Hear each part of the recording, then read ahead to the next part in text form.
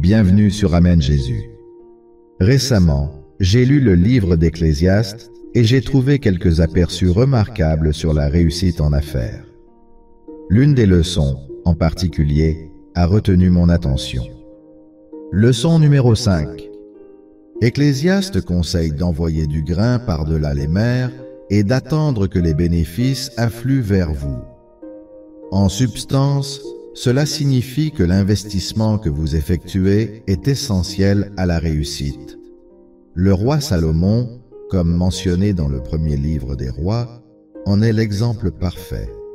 Sa flotte de navires marchands a rapporté des trésors exotiques tels que de l'or, de l'argent et même des animaux comme des singes, ce qui en a fait le dirigeant le plus riche et le plus sage de son temps. Par conséquent, pour réussir en affaires, je comprends l'importance d'investir judicieusement et de prendre des risques calculés pour sécuriser des bénéfices à long terme.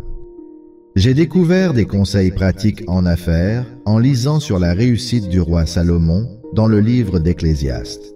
Un passage particulier fournit des aperçus précieux sur l'investissement. Salomon a libéré ses ressources aux commerçants, qui ont investi dans des navires marchands, qui ont acheté et revendu des marchandises, rapportant des bénéfices pour lui après 3 ans. Cela souligne l'importance de la diversification des investissements pour atténuer les risques. Au verset 2, Salomon conseille de diviser les investissements, car on ne sait jamais quels risques peuvent survenir. Il est essentiel de diversifier les investissements car un seul investissement peut couler, ce qui peut entraîner une perte. Mais avec plusieurs investissements, les chances que tous coulent sont assez faibles. Par conséquent, investir dans plusieurs endroits peut assurer le succès à long terme en affaires. En lisant davantage dans le livre d'Ecclésiaste, j'ai découvert une autre leçon précieuse en affaires. Leçon numéro 4. Le passage décrit comment les nuages lourds finissent par apporter la pluie et comment un arbre tombé reste là où il est tombé. Ce passage peut également s'appliquer aux affaires. Souvent, les gens abandonnent des projets d'affaires juste au moment où ils étaient sur le point de réussir. Mais Salomon conseille que nos efforts sont comme des nuages qui se rassemblent, et quand ces nuages deviennent pleins, ils apportent la pluie, ou les récompenses pour notre dur labeur. Que l'arbre soit tombé au nord ou au sud, il reste là où il est tombé, soulignant la nature invariable de nos récompenses finales. Ce passage m'encourage à continuer à avancer, même lorsque le succès semble lointain, car tôt ou tard, mon dur labeur sera récompensé.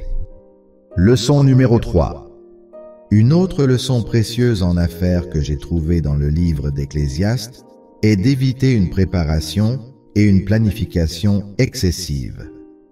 Dans le chapitre 11, le passage compare les agriculteurs qui attendent des conditions météorologiques parfaites à ceux qui les ignorent complètement. Les agriculteurs qui attendent finissent par ne jamais semer, tandis que ceux qui n'observent pas le vent et la météo réussissent. Cette leçon me rappelle que l'attente du moment parfait pour commencer mes projets d'affaires ou mes investissements peut finalement conduire à l'échec. Si je continue à regarder obsessionnellement le marché et à attendre que tout se mette en place avant d'agir, je risque de ne rien faire du tout.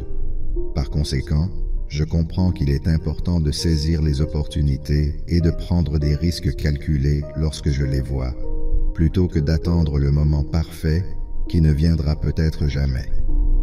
Comme l'enseigne Ecclésiaste, le succès nécessite souvent de prendre des mesures même face à l'incertitude. Leçon numéro 2. Au fur et à mesure que j'ai approfondi ma lecture dans le livre d'Ecclésiaste, le verset 5 m'a parlé avec son message sur l'acceptation des éléments inconnus qui font inévitablement partie de la vie. Tout comme nous ne pouvons pas comprendre le vent ou le mystère d'un bébé qui grandit, nous ne pouvons pas toujours comprendre les fonctions de Dieu qui orchestre toutes choses. Cela me rappelle que malgré mes efforts, certaines choses sont simplement hors de mon contrôle et que je dois apprendre à embrasser le mystère pour réussir. Cependant, je crois aussi que prendre un saut de foi est nécessaire pour atteindre nos objectifs.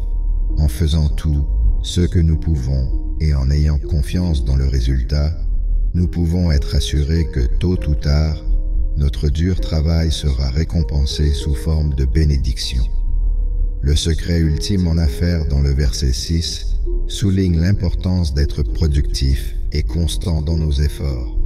Nous ne savons jamais quelle activité rapportera des profits, mais en plantant des graines le matin et en restant occupés tout l'après-midi, nous avons plus de chances de réussir.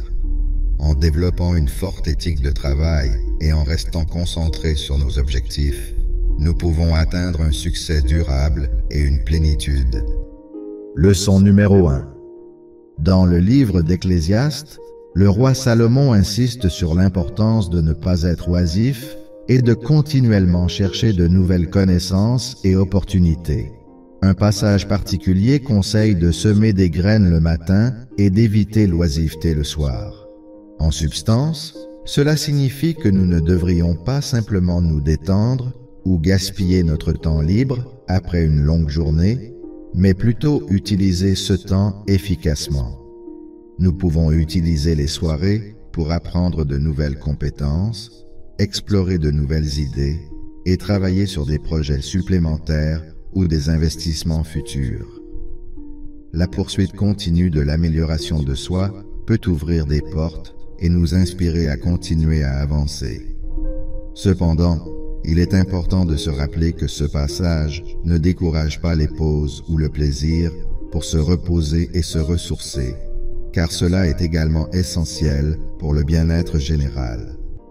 Il est crucial de comprendre que le passage sur l'évitement de l'oisiveté souligne l'importance de la diversification continue et de saisir les opportunités, plutôt qu'un travail constant sans repos. Il y a un temps pour travailler, se reposer, se divertir et élargir nos opportunités pour rester productifs. Ce 5 secrets d'affaires critiques du plus riche homme de l'Écriture nous rappelle la nécessité de rester cohérent, de prendre des risques calculés, de diversifier les investissements, de continuer à apprendre et de maintenir une forte éthique de travail. Personnellement, je m'efforce d'appliquer ces principes dans ma vie, mais je reconnais que l'échec est inévitable. Lorsque Dieu a fait du roi Salomon l'homme le plus riche, il ne s'est pas simplement réveillé avec des coffres d'or sous son lit. Il a fallu de l'effort et des investissements judicieux pour y arriver. Par conséquent, je comprends que le succès vient d'une combinaison de travail dur, de dévouement et de choix judicieux. Il est essentiel de reconnaître que le roi Salomon a dû travailler dur pour atteindre sa richesse. Elle n'est pas venue facilement. La proclamation de son succès était là, mais il devait appliquer certains principes tels que l'investissement, le commerce et la diversification de ses entreprises pour réaliser la promesse de Dieu. En tant qu'enfants de Dieu, nous sommes également habilités à créer de la richesse, mais nous devons également appliquer ces mêmes principes. Cela signifie réfléchir aux promesses que Dieu a faites pour notre avenir, notre but et nos ambitions, et agir en conséquence. Ai-je pris les mesures nécessaires pour atteindre mes objectifs et réaliser les promesses de Dieu pour moi? Ce sont des questions cruciales à considérer.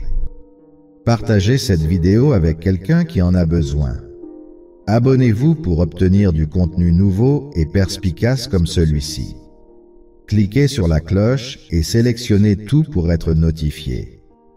Notre nouvelle série puissante vous fournira des aperçus sur ce qui a poussé Dieu à bénir des héros bibliques comme Jonas, Job, Osée et d'autres. Cependant, les places sont limitées, alors cliquez sur le lien dans la description pour découvrir comment vous pouvez l'obtenir gratuitement.